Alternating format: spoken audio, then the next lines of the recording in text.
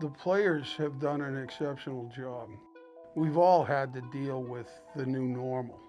So all sorts of things have been different. You know, you can't all assemble in the locker room and get dressed at the same time. You can't work out in the weight room at the same time because there's not enough space. And we would be in violation of those mandates from our university in the state of Maine. So all kinds of things. I think for the players, part of college life is to hang out with your buddies and go to social gatherings that involve far more than what's allowable right now. So I think it's been pretty tough. But one of the things that for everybody, but one of the things that our players have done, no matter what challenges have presented because of the COVID situation, they have met every challenge. And for the most part, what we have learned to do is, as a hockey organization within the University of Maine, is we have learned to adapt out of necessity. You know, there's an old expression, necessity is the mother of invention. Well, that's what's happened here. Well, the seniors, first and foremost, besides what they can do on the ice, always bring a heightened sense of urgency. For them, they know that this is their last opportunity to play college hockey. They want to leave a positive mark on this program.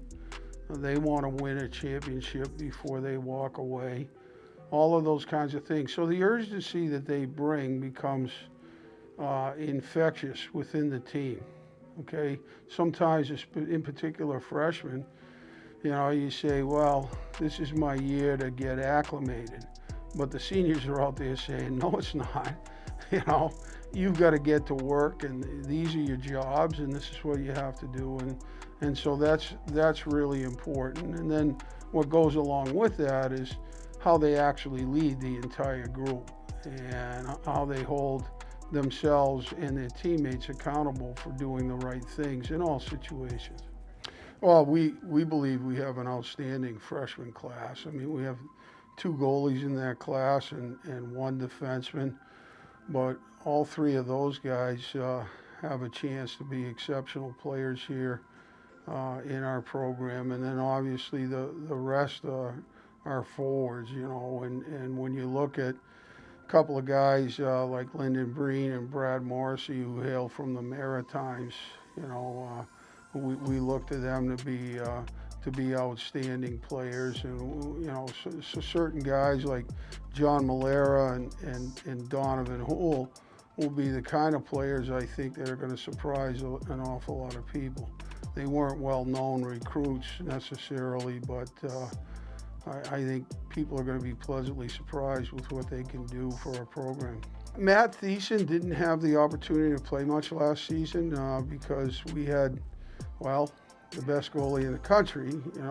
If the Richter Award is the litmus test. So Matt has looked very good in practice so far. Victor Rossman comes to us from the USHL via Stockholm, Sweden. So he's a very good goalie too. And another USHL goalie, Connor Andrulowicz, is also excellent. They're all big, they're all athletic, and that's probably the one position, if you ask me right now, who's going to be in the lineup. I can name you forwards and defensemen that I'm pretty sure are going to be in the lineup when we play our first game. I can't tell you who's going to be in the net just yet. Well, the junior class, Jacob Schmitz-Vestrup can shoot a puck like nobody's business, and he also brings that sort of raw intensity that is not as common today as it may have been, a decade or 2 ago. And when I say shoot the puck, I mean big time. He can wire it.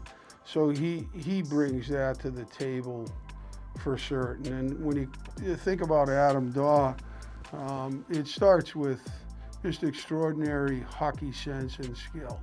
The game Probably the best way to describe it, I think, is that for Adam Daw, the game is slower. What he sees and what you might see if you're skating, out there, you may see it going like this, and Adam's, it's going like this, And so he's an exceptional player, and we're going to need those guys to create offense for our hockey club. Foss was his own man, as is Quinny, and Foss was probably a little more, he could do it. He could be tough when he had to be, but I think he was exceptional at creating harmony. And not that Jack is not, but Jack is more in the mold of what you think of in a leader. Jack is more boisterous. Foss may be a little more understated, but at the same time, very good. And when the time came that something had to be said with a degree of intensity, Foss was able to rise to that. But I don't think that was his natural way of doing things. And last year, assuming the responsibility of being the captain, I think Foss became more aggressive, when the time was exactly right for it. And Quinny has already sort of lightened things up, because his personality is a little bit more, for lack of a better term, aggressive. And so they're going to do it in their own way, but they're both exceptional because they both understand that it's about the mission and the men. It's about what we're trying to accomplish here collectively, and it's about helping your teammates be the best version of themselves on a daily basis. And both of those guys are identical in that respect.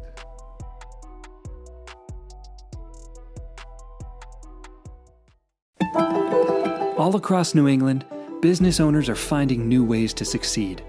Families are working hard to provide for their loved ones and their future. It's the spirit of New Englanders that inspires all of us to do more.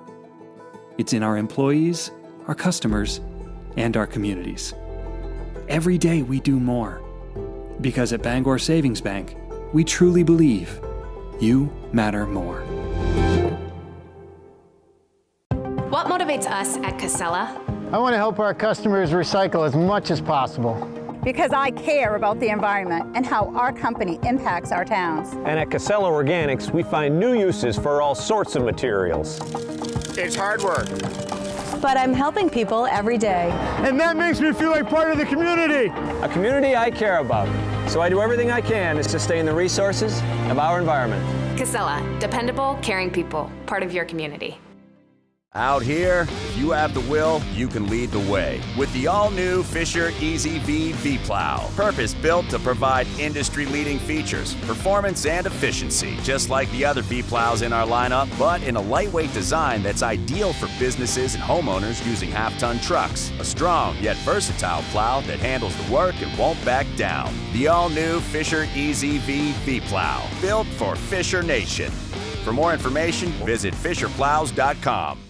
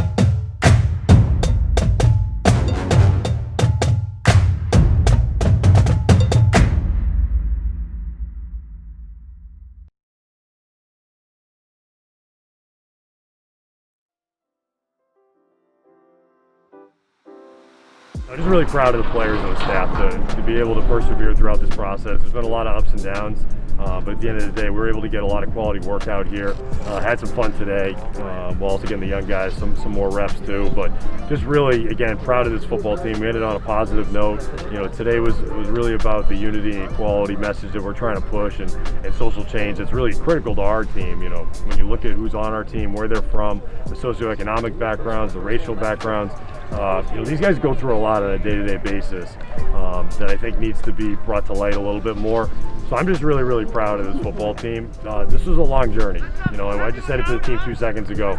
It started in March, and for us to be able to get through 13 practices and be here this whole time while continuing to be a student athlete as well, I really can't ask for much more. So I'm just, again, proud of this football team. Just with the state of the country right now, and even I think everybody looks at it in a very general level, but these guys go through a lot on a day-to-day basis here, just with who we have on this team, and I think that's something that we really wanted to demonstrate about today. That's something that I feel like I need to be a voice for them and then also bring to light what their issues are in their own way. So I think there's that aspect of it, and then in terms of football, we got pretty banged up. It's been a long time. It had been 321 days since we had practiced before practice number 1. So certainly that took some time to get used to, but at the same time, I thought these guys really worked through it, and again, we finished on a positive note. That means a lot. That means a lot to us, especially this team is so diverse. We come from so many different places, and we just wanted to do our part, just leave a lasting impact. So right before we left, right before our last practice, we wanted to leave our mark, and I thought it was real cool that we decided to put it on the stadium. So whenever anyone drives by, comes for a jog or a walk, or even use the field, like they can see we mean what we say all the time, and we want to be part of change. It was really cool to see. You look around, there's a ton of posters out there, so it's really cool to see all the team participate in something like that. Really just shows how we come together for anything. We're all brothers in there. We always call ourselves a family, and I feel like that showed it the most today. And it's pretty cool because as student athletes, we're often thought as just we're here for school and for sports and do our jobs, but being able to branch out socially and show that we want to be part of change also, and we're with them, I think it means a lot to them as much as it means to us. It was well deserved. We needed to do it. Times have been tough here, and some things are bigger than football. So I was glad we were able to come together as a team and deliver a strong message that the team was behind and everyone supported. So to be able to come out there and show the community that we represent, that we're behind them, and we hope they're behind us, was very important to us as a team. What a special experience. Again, I'm not from this country. I wasn't going to say that. I'm representing where I'm from. I'm from Toronto, Canada. But at the end of the day, me being myself, I'm a black man in this country as well, too. I don't live here, but I am living in this country, if you get what I mean. And like I said, Black Lives always matters. You have people representing Latino lives, but we support Black Lives Matter. So it's not just the individuals here, but we're all a family. And it's a family at the end of the day. And for us to come in here and do that, we just wanted to speak our minds and allow us as a family to come together and plan that out and just do something that we can represent and spread awareness and just try to, be, up to the times, basically. And so that we're here, we're not just because we're in Maine, wherever we are, we're here with it, we're going to support everywhere we can. I think it was a long journey to get here, and to cultivate leadership on this team, it's very hard in a pandemic. It really is. When you're not in season testing, we're surveillance testing, and we've tested these guys hundreds of times at this point. We haven't had a positive, so that's credit to our players once again. But that's just, again, team coming together, and to see that turnout, because I wanted to make it their own messaging through the themes that we wanted as a team to do, but that's them. It's all about the players. I don't play.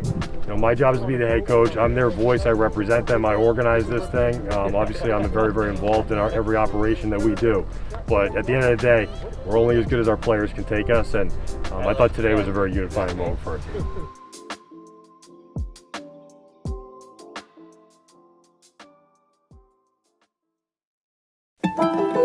All across New England, business owners are finding new ways to succeed. Families are working hard to provide for their loved ones and their future. It's the spirit of New Englanders that inspires all of us to do more. It's in our employees, our customers, and our communities. Every day we do more. Because at Bangor Savings Bank, we truly believe you matter more.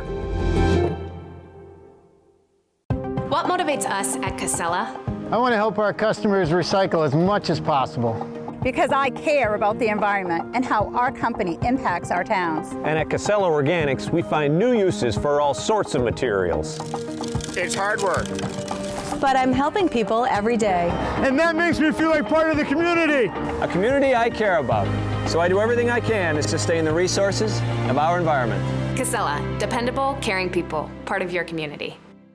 Out here, if you have the will, you can lead the way with the all-new Fisher EZ-V V-Plow. Purpose-built to provide industry-leading features, performance, and efficiency, just like the other V-Plows in our lineup, but in a lightweight design that's ideal for businesses and homeowners using half-ton trucks. A strong yet versatile plow that handles the work and won't back down. The all-new Fisher EZ-V V-Plow, built for Fisher Nation.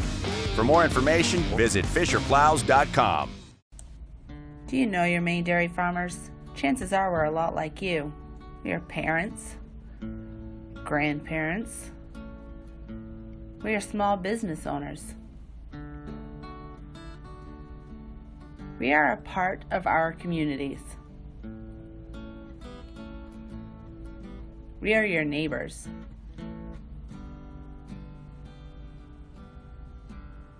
We are undeniably dairy. Black Bear Nation, it's time for your Medical Minute presented by Select Physical Therapy. Here's Derek Lupin. Hi, I'm Derek Lupin with Select Physical Therapy, here with your Black Bear Medical Minute. Today we're talking about instrument-assisted soft tissue mobilization. Injury and many conditions often lead to muscular guarding and pain. Instrument-assisted soft tissue mobilization is a manual therapy treatment technique that helps detect and treat areas exhibiting scar tissue, soft tissue restriction, adhesions, or chronic inflammation. Instrument-assisted soft tissue mobilization can mobilize muscles, tendons, ligaments to decrease pain, improve mobility, and stimulate rehabilitation and recovery. It can treat injuries such as tennis elbow, golfer's elbow, Achilles tendonitis, and the areas with excessive scarring, and even running-related injuries. I'm Derek Lupin, and this has been your Black Bear Medical Minute.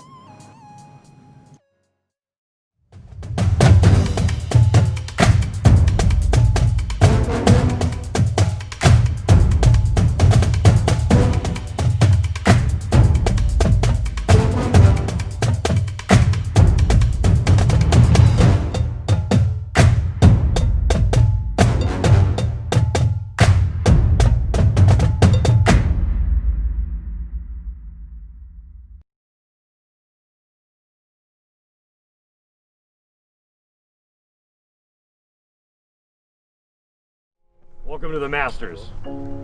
Welcome to the Masters. All right, we have our 4 teams, very similar to dodgeball, and this is the way it works, all right? Is we're gonna have one team here, the next 2 will go after that. You get 1 shot. It's closest to the pin, that is obviously the pin. Every group will have a winner, and you move on to the last round as championship, in which you get one of those beautiful humane jackets that's sitting over there. Oh my God. Oh, no. All right? Yeah, we're gonna win. We're gonna win. They ain't gonna win, I ain't gonna win.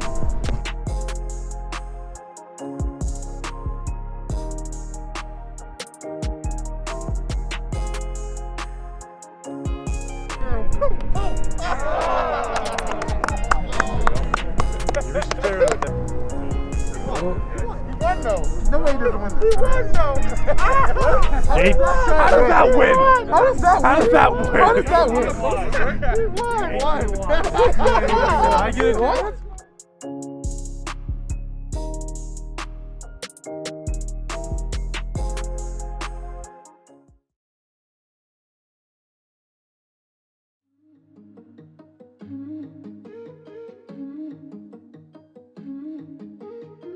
A lot of the things that we've been doing have been really trying to integrate the groups, because a lot of these guys don't know each other. You know, we have 32 freshmen. We're wearing masks all the time. They have their names on their helmets, but aside from that, it's hard to get, you know, a freshman in an opposite position interacting with a senior. So that's what a lot of what we've been doing. You know, obviously it's been football centric, but we've had some fun as well. Like, you know, we played golf the other day, things like that. But those circuits, they're designed to get guys around each other that just normally aren't around each other.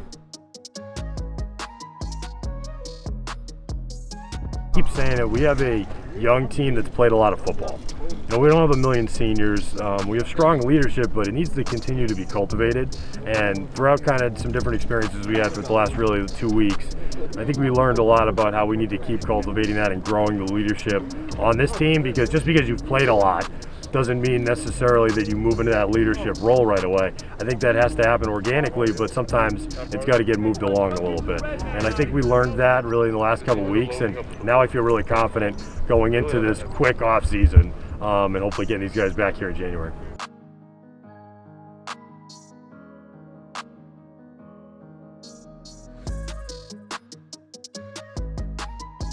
The only way to really practice football is by practicing football. You know, you can be in pods, you can do these things that are non-contact, but at the end of the day, there's certain limitations. You know, for offensive or defensive linemen, it doesn't matter whether you're going tag, thud, or live. It's all the same to them. So at the same time, I think that took a minute to really get acclimated to. But you know, I thought they fought through it, especially physically and then ultimately mentally towards the end, because I think we had to scale it back a little bit really in the last 2 weeks, but that was the right decision.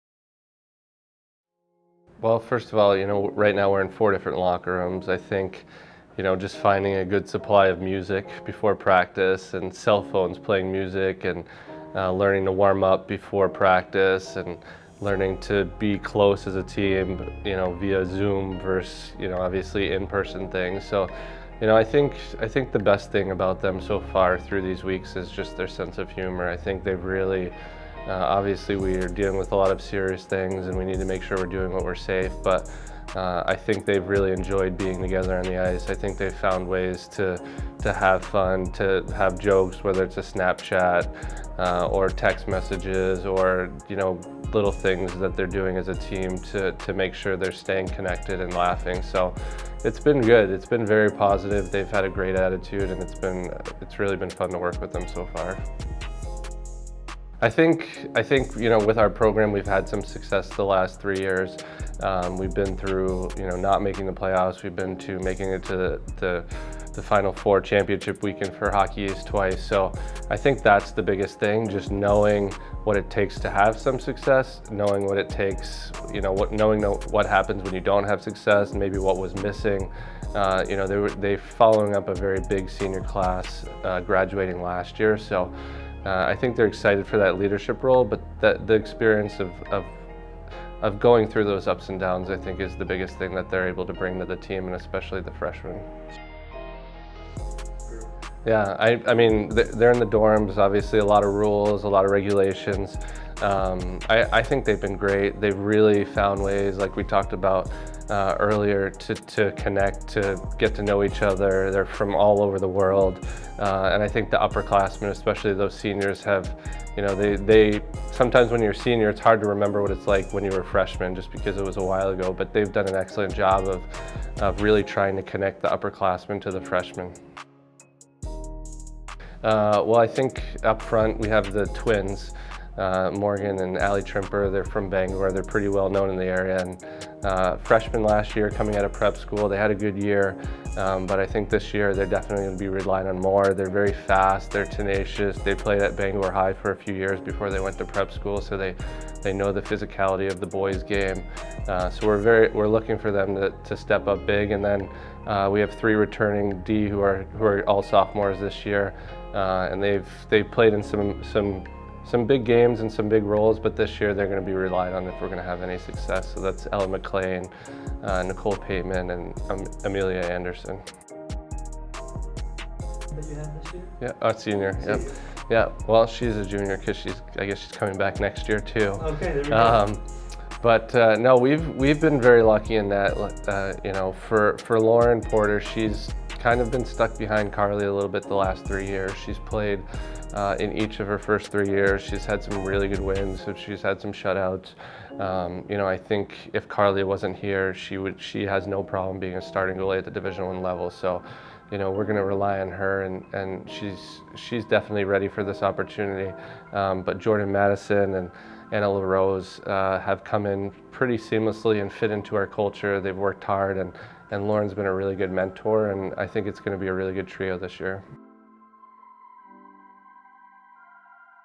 Yeah, I think for them, their identity is definitely their work ethic. You know, I would say none of them really came in and just had an amazing freshman year or just stood out right away in practice. Like, there was some skill there, and we knew there was some talent, but they've all hit their bumps. And I think with that junior class, they're all impact players now, and it's because they've kind of went through that adversity from their own game. You know, whether it's some of the Europeans learning to play the North American style or getting used to it, or you know, Allie Johnson and Allie Belts, you know, coming from the Midwest and learning to play the college level and learning to fit into the culture of our team. So it's been a really impactful class, and really proud of kind of how they've developed, and looking for big things out of them this year.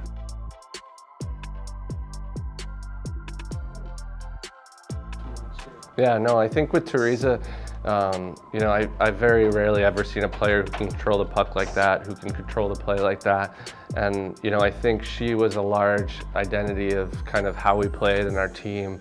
And I think at times, you know, we obviously relied on her, and she produced. But I think too, you know, she would miss some games, whether she was with the Czech national team or maybe an injury or something. And I think there's a sense that, you know, okay, well, she's not here anymore, she's not in the lineup, like, we have to do this more collectively. We've got to figure out a way to create offense, we've got to figure out a way to score goals, we've got to figure out a way to control the puck. So obviously a huge hole to fill, a very dynamic player. But I think our team is kind of ready to take that next step and kind of pick up what she left off.